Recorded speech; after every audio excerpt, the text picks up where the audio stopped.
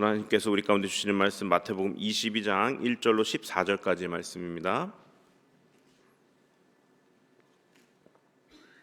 마태복음 22장 1절로 14절까지 말씀 교독하시고 마지막 절 함께 읽겠습니다. 예수께서 다시 비유로 대답하여 이르시되 천국은 마치 자기 아들을 위하여 혼인잔치를 베푼 어떤 임금과 같으니 그 종들을 보내어 그 청한 사람들을 혼인잔치에 오라 하였더니 오기를 싫어하거늘 다시 다른 종들을 보내며 이르되 청한 사람들에게 이르기를 내가 오찬을 준비하되 나의 소와 살찐 짐승을 잡고 모든 것을 갖추었으니 혼인잔치에 오소서 하라 하였더니 그들이 돌아보지도 않고 한 사람은 자기 밭으로 한 사람은 자기 사업하러 가고 그 남은 자들은 종들을 잡아 모욕하고 죽이니 임금이 노하여 군대를 보내어 그 살인한 자들을 진멸하고 그 동네를 불사르고 이에 종들에게 이르되 혼인잔치는 준비되었으나 정한 사람들은 합당하지 아니하니 내 거리 길에 가서 사람을 만나는 대로 혼인잔치에 청하여 오라 한데 종들이 길에 나가 악한 자나 선한 자나 만나는 대로 모두 데려오니 혼인잔치에 손님들이 가득한지라 임금이 손님들을 보러 들어올새 거기서 예복을 입지 않은 한 사람을 보고 이르되 친구여 어찌하여 예복을 입지 않고 여기 들어왔느냐 하니 그가 아무 말도 못하거늘 임금이 사환들에게 말하되 그 손발을 묶어 바깥 어두운 데에 내던지라 거기서 슬피 울며 이를 갈게 되리라 하니라. 청함을 받은 자는 많되 택함을 입은 자는 적으니라. 아멘. 오늘 본문은 왕의 아들의 혼인잔치를 배경으로 예수님께서 천국에 대한 비유를 말씀하시는 장면입니다. 왕의 아들, 즉 왕위 계승자의 혼인잔치니 얼마나 권위 있는 국가적 행사인지 우리들이 알 수가 있겠죠. 오늘 보면 3절 말씀입니다. 그 종들을 보내어 그 청한 사람들을 혼인잔치에 오라 하였더니 오기를 싫어하거늘. 이거 보시면 조금 생소한 구절이 있습니다. 그 청한 사람들을 혼인잔치에 오라 했다. 이 이야기는 이미 이 혼인잔치에는 초청된 사람이 있었다는 것이죠. 당시 히브리 문화에는 미리 초대할 사람들을 리스트를 작성해서 첫 번째 초청을 합니다.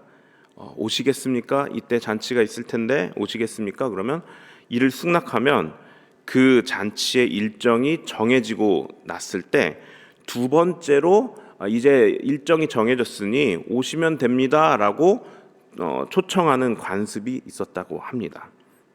즉 이미 첫 번째 초청에 대한 동의가 있었던 사람들에게 이제 혼인잔치의 일정이 정해졌으니 두 번째로 가서 그 청한 사람들에게 가서 오십시오라고 한 번 더 청한 것이 오늘 본문의 3절 말씀인 것입니다.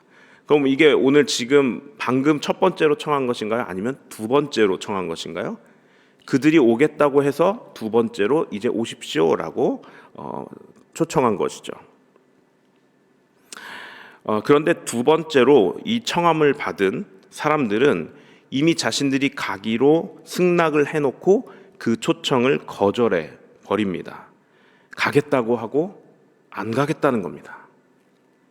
마태복음 21장 27절부터 31절까지에 보면 포도원에서 일하라고 아버지에게 부탁받은 아들 이야기가 있죠. 그런데 거기 보면 가겠다고 해놓고 가지 않은 아들이 있고 안 가겠다고 해놓고 간 아들이 있습니다. 마치 가겠다고 해놓고 안 가겠다라고 말한 그 큰 아들과 같은 것이죠. 자신들이 간다고 해서 준비한 왕의 혼인잔치에 끝에 가서 안 가겠다고 거절을 해버린 것입니다. 여러분 만약 보통 왕 같았으면 아마 이들을 그 즉시 약속을 지키지 않고 왕명을 어기는 사람으로서 처단했어도 이상할 것이 없는 상황일 수도 있습니다. 그러나 이 자비로운 왕은 한 번 더 다른 종을 더 보냅니다. 4절 말씀입니다. 다시 다른 종들을 보내며 이르되 청한 사람들에게 이르기를 내가 오찬을 준비하되 나의 소와 살찐 짐승을 잡고 모든 것을 갖추었으니 혼인잔치에 오소서 하라 하였더니. 여러분, 이 당시 히브리 문화에서는 같은 사람에게 한 번 더 사신이나 종을 보낼 때에는 그 이전에 보냈던 사람보다 자신에게 훨씬 더 중요한 사람을 보내는 것이 관습이었습니다. 이처럼 왕은 한 번 더 기회를 주기 위해 마지막으로 자신이 가장 신뢰할 만한 종들을 보내서 이렇게 극진히 최고의 것으로 준비하였으니 다시 한번 말하니 꼭 와라 라고 한 번 더 초청을 합니다. 여러분, 이게 그럼 몇 번째 초청을 한 것이죠? 세 번째 초청을 한 겁니다. 세 번. 보통 세 번까지 초청 안 합니다. 두 번째까지 초청을 하고 그 자리에서 끝을 내죠. 그러나 이 자비로운 왕은 세 번째까지 초청을 하게 되죠. 그러나 그 반응은 5절과 6절에 기록되어 있는데 5절에는 그들이 돌아보지도 않고 라고 기록되어 있고요. 6절에는 그 남은 자들은 종들을 잡아 모욕하고 죽이기까지 합니다. 여러분, 왕의 종들을 잡아 모욕하고 죽인 것은 왕에 대한 모반이고 반역이죠. 심지어 임금이 가장 신뢰할 만한 종들을 보냈을 텐데 이제 마지막으로 세 번째로 보냈으니까요. 그렇게 행한 것은 임금에게 전쟁을 선포한 것과 마찬가지인 것입니다. 이 세 번의 자비로운 기회를 거절한 그들에게 이제 임금의 그 왕의 인내는 끝이 났습니다. 7절 8절 말씀, 임금이 노하여 군대를 보내어 그 살인한 자들을 진멸하고 그 동네를 불사르고 이에 종들에게 이르되 혼인잔치는 준비되었으나 청한 사람들은 합당하지 아니하니 라고 의분을 토합니다. 그들은 왕에게 세 번이나 청함을 받았지만 이 사람들은 그 청함에 합당하지 않은 사람들이었던 것입니다. 그렇게 청함에 응하지 않고 임금에게 반역한 자들을 군대로 진멸하고서 왕은 9절 말씀에 기록된 대로 사람 많은 곳에 가서 보이는 대로 있는 대로 사람을 붙잡아 가지고 이 혼인잔치에 데리고 와라 라고 그 종들에게 명령하죠.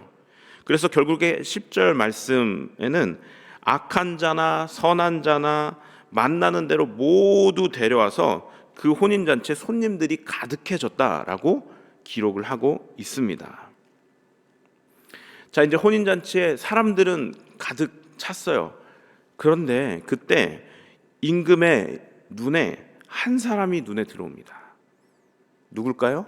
오늘 본문에서 읽었지만 예복을 입지 않은 한 사람이 눈에 띄는 것이에요.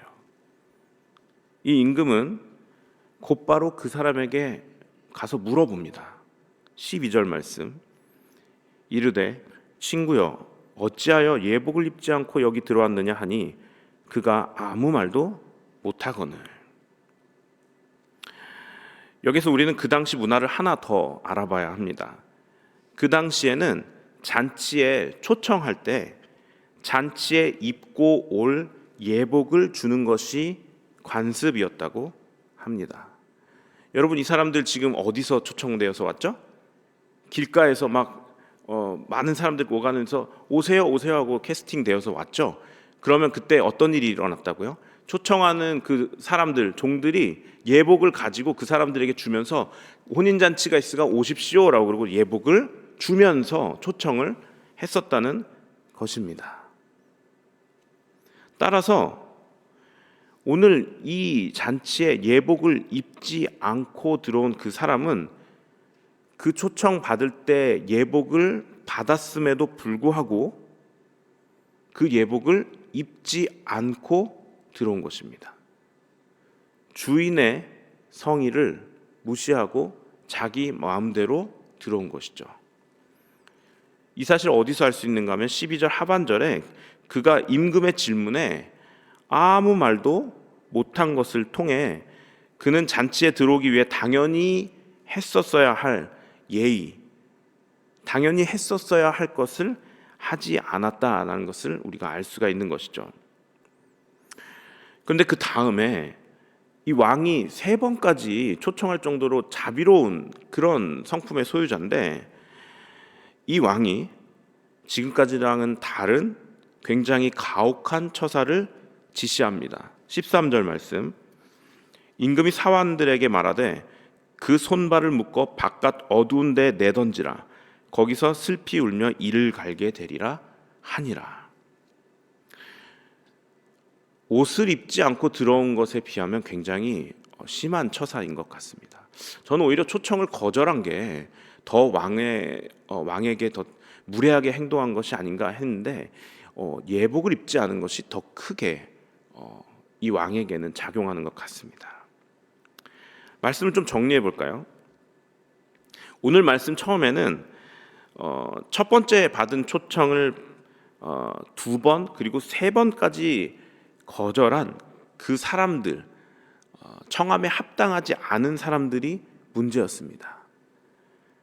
그런데 말씀 후반부에는 방금 전에 우리가 본 것처럼 초청을 받았지만 그 초청받을 때 받은 그 예복을 입지 않은 게 더 큰 문제가 되었죠. 사실 복음주의 관점에서 할 얘기가 많은 본문인데 제가 아주 축약해서 지금 말씀을 드리는 겁니다. 여러분, 초대받은 자들에게는 예복이 주어지고 그 예복을 입은 자들만이 그 잔치에 들어오기에 합당한 자들이었습니다. 그러나 초대받았음에도 불구하고 그와 함께 주어진 예복을 입지 않고 그 자리에 있는 사람은 그 초대받은 자리에서 어떻게 되었습니까? 쫓겨나게 되었습니다. 그렇다면 여러분, 이 예복이 굉장히 중요한 의미를 갖고 있는데, 천국에 대한 비유에서 지금 이 사용되고 있는 예복은 과연 어떤 의미겠습니까? 아마 이미 머릿속에 답을 알고 계실 수도 있겠지만 바로 이 예복은 예수 그리스도를 상징하는 것입니다. 예수 그리스도를 통하지 않고 잔치자리에 들어올 수 없는 것이죠. 그래서 바로 쫓겨나게 된 것입니다. 예복, 빌립보서 말씀에 보면 그리스도로 옷 입는 것, 바로 그것입니다. 그것이 바로 이 잔치자리에 참여할 수 있는 자격이 되는 것이죠. 그런데 그 그리스도로 옷 입고 이 자리에 천국에 들어와 있지 않으니 어떻게 됩니까? 쫓겨나는 것이에요. 구원받은 사람은 그 혼인잔치에 초청받을 때 그 받은 예복인 예수 그리스도로 옷 입고 그 예복을 입고 들어간 사람들이 바로 구원받은 사람들이에요. 그러나 초청을 받았음에도 불구하고 그 초청에 응하지 않은 사람들, 아예 그 천국에 관심이 없는 사람들이죠. 또 받은 예복은 받았어요. 예수 그리스도는 받았어요. 뭐라고 설명할까요? 복음을 들었어요. 어찌 보면 예수 그리스도를 믿기는 하는 것 같아요. 그러나 정작 그 예수 그리스도의 예복을 입지 않고, 어떻게 보면 지금으로 따지면 예수 그리스도를 온전히 믿지 않은 것으로 볼 수도 있겠죠. 그리고 그 잔치자리에 들어가려고 했던 사람, 여러분, 우리 주변에 너무 많지 않습니까? 예수를 믿는 것 같은데 가만히 보면 하나님이 보시기에는 예복을 입지 않고 있는 것입니다. 어떻게 해요? 쫓겨나는 것이에요. 교회 공동체 안에도 있을 수 있는 것이죠. 복음을 듣긴 들었는데 그 들은 복음에 반응하지 못하고 예복을 받고는 있는데 입지를 않는 것입니다. 우리 주변에 충분히 있을 수 있는 것입니다. 교회 안에서든 교회 밖에서든. 복음에 초청을 받았지만 그 초청에 응하지 않는 사람들, 복음의 초청을 받고 잔치에는 갔는데 예복을 입지 않고 잔치에 들어갔다가 쫓겨난 사람, 즉 예수 그리스도를 온전히 받아들이지 않아 예수 그리스도로 온전히 옷 입지 않아 그 잔치자리에 들어갈 수 없는 사람들이 우리 주변에 얼마나 많이 있겠습니까? 우리는 그런 사람들에게 이 예복의 의미, 이 예복을 왜 입어야 하는지, 이 예복이 얼마나 중요한 의미를 가지고 있는지, 영생의 이 예복의 의미는 바로 예수 그리스도라는 것을 알려줘야 할 의무가 우리 성도들에게 있지 않을까요? 오늘 말씀을 마치면서 제가 강조하고 싶은 것은 전도입니다. 그래서 예복의 의미를 모르는 사람들에게 이 예복이 뭔지 알려줘야 하는 것이에요. 예복을 가지고도 입지 않는 사람들에게 이 예복이 어떤 의미인지 가르쳐 주므로 그들을 구원의 자리에, 그 혼인 잔치에 와야만 한다라고 초청할 수 있어야 한다는 것입니다. 그것이 바로 전도가 아니겠습니까? 말씀을 마치며 오늘도 우리 주변에 예복의 의미를 몰라서 왕의 혼인 잔치에 들어오지 못한 사람들에게 그 예복을 입고 혼인 잔치인 천국에 들어갈 수 있도록 도를 전하는 전도를 할 수 있는 우리 모든 뉴저지 초대교회 성도님들 되시기를 주님의 이름으로 축원합니다. 기도하시겠습니다.